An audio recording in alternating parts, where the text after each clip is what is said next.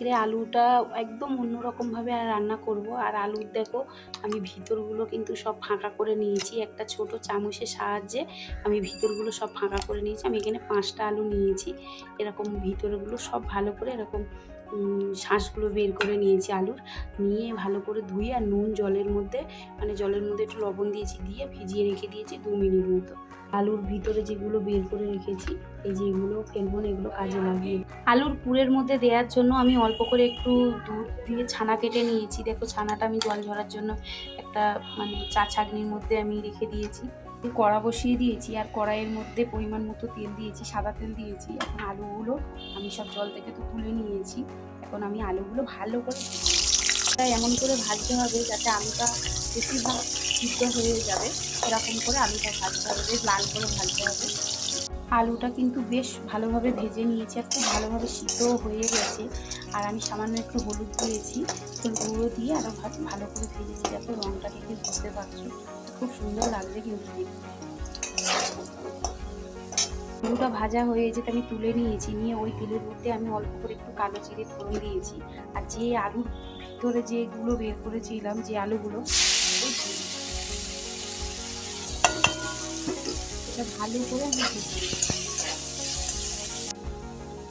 পরিমাণ মতো লবণ দিয়েছি আর হলুদ আর জিরের গুঁড়ো দিয়েছি। এখন কাজু কিশমিশ কুচিয়ে রেখেছিলাম ওটাও দিয়ে দিচ্ছি, দিয়ে বেশ ভালো করে ভেজে নেওয়ার যে দুধের ছানাটা কেটে রেখেছিলাম ছানাটাও দিয়ে দিচ্ছি, দিয়ে একসঙ্গে আলুর সঙ্গে এটাও ভালো করে আমি ভেজে নেব।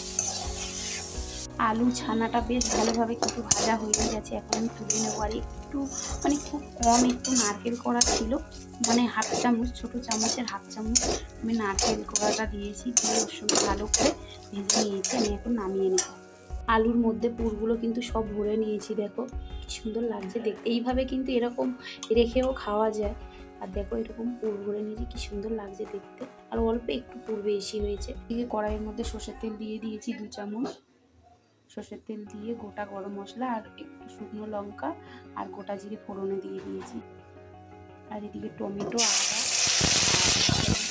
টমেটো একটা বড় সাইজের টমেটো বেটে নিয়েছি, আর একটু আদা আর একটা কাঁচা লঙ্কা দিয়ে আমি ভালো করে মিক্সির জারে পেস্ট করে নিয়েছি। আমি সেটা দিয়ে দিলাম মশলাটা, দিয়ে এবার ভালো করে কষাতে থাকবো। আর পুরের যতটুকু একটু ছানা, নারকেল, আলু বেশি ছিল সেইটুকুও আমি দিয়ে দিলাম এর মধ্যে।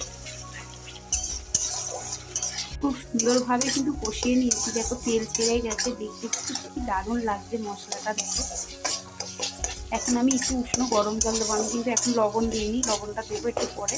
এখন আমি উষ্ণ একটু গরম জল দিয়ে দেবো, অল্প গ্রেভি বানাবো, গ্রেভিটা একদম কম রাখবো।